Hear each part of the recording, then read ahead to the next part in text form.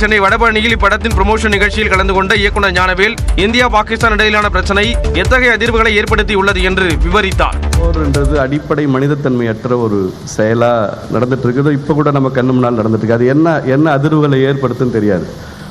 நம்ம பார்த்ததுல, நம்ம கேட்டதுல, நம்ம படிச்சதுல போர்னா கூட ஒரு அடிப்படை அறம் இருக்கு.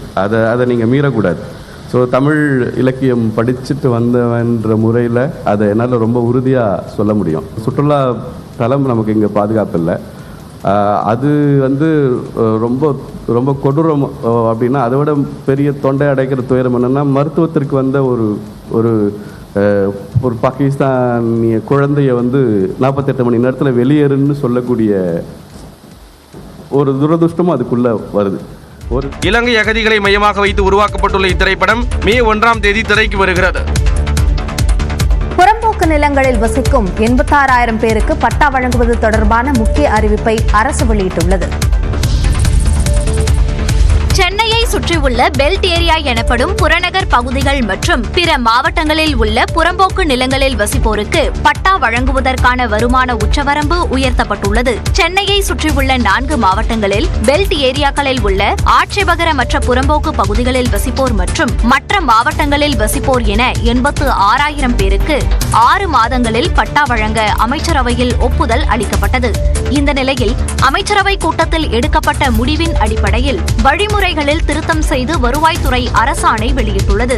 அதன்படி குறிப்பிட்ட சில வகை புறம்போக்கு நிலங்களில் 10 ஆண்டுகளுக்கு மேலாக வசிப்போருக்கு பட்டா வழங்க ஆண்டு வருமான உச்சவரம்பு 3 லட்சம் ரூபாயிலிருந்து 5 லட்சம் ரூபாயாக உயர்த்தப்பட்டுள்ளது. இதன் கீழ் வரும் குடும்பங்களுக்கு 3 சென்ட் நிலத்துக்கான பட்டா வழங்கப்படும் என தெரிவிக்கப்பட்டுள்ளது. 2 சென்ட் நிலத்திற்கு கட்டணம் எதுவும் இருக்காது என்றும் மீதமுள்ள 1 சென்ட்டுக்கு நில மதிப்பில் 25% தொகையை செலுத்த வேண்டும் என்றும் தெரிவிக்கப்பட்டுள்ளது.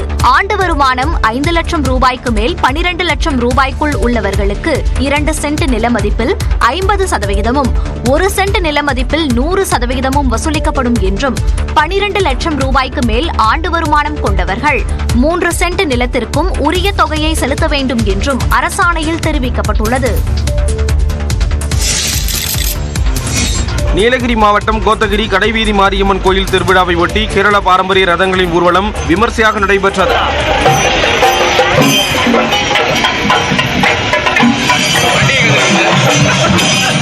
கோத்தகிரி டானிங்டன் கருமாரியம்மன் கோயிலில் சிறப்பு பூஜை செய்யப்பட்டு அங்கிருந்து ஊர்வலம் புறப்பட்டது. கேரள பஞ்சவாத்தியம், தாளப்பொலி, சிங்காரி மேளம், செண்டை மேளம், கண்ணை கவரும் காவடி நடனம், பல்வேறு கடவுள்களின் வேடமணிந்த கலைஞர்களின் நடனத்துடன் இசைக்கருவிகள் முழங்க அலங்கார ரதங்கள் அணிவகுத்து வந்தன.